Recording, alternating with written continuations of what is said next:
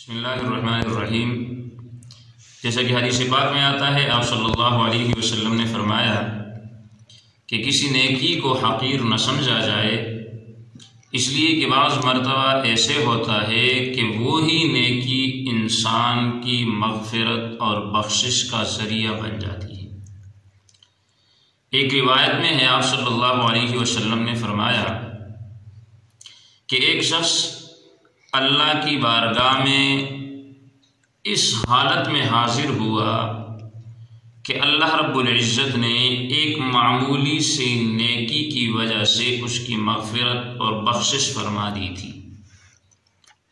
اور وہ معمولی سی نیکی یہ تھی کہ یہ شخص ایک مرتبہ کسی راستے سے گزر رہا تھا تو اس نے ایک درخت دیکھا اور یہ سمجھا کہ اس درخت کی وجہ سے لوگوں کو، اس راستے سے گزرنے والوں کو تکلیف ہوگی، تو اس نے وہ درخت کاٹ کر راستہ صاف کر دیا۔ تو اللہ رب العزت نے فرمایا کہ اس معمولی سی نیکی سے میں نے تیری مغفرت کر دی ہے۔ تو معلوم یہ ہوتا ہے کہ ہم نے تو بڑے افسوس سے یہ کہنا پڑ رہا ہے کہ عبادات کو ہم نے نماز، روزہ، حج، زکوٰۃ ان کے اندر مخصوص کر دیا ہے، باقی نیکیوں کو چھوڑ دیا ہے، جبکہ یہ تو فرض کے درجے میں ہیں، یہ تو کرنا لازم اور ضروری ہے، لیکن ان کے علاوہ جو نفلی اعمال ہیں، جیسے راستے سے تکلیف دہ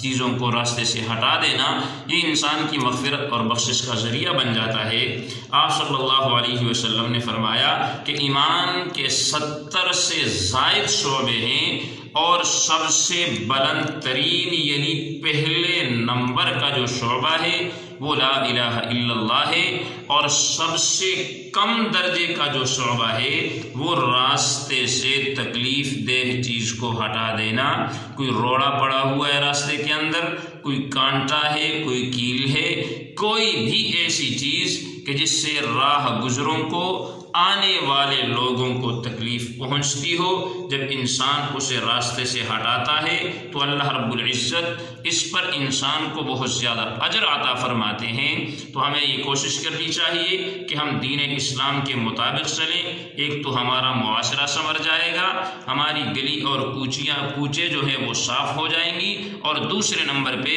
ممکن ہے یہی ہمارا عمل ایسا ہو کہ جس کی وجہ سے اللہ رب العزت ہماری مغفرت اور بخشش فرما دے۔ اللہ رب العزت سے دعا ہے کہ اللہ ہمیں سنت رسول صلی اللہ علیہ وسلم پہ عمل کرنے کی توفیق عطا فرمائے۔ وآخر دعوانا الحمد للہ رب العالمین۔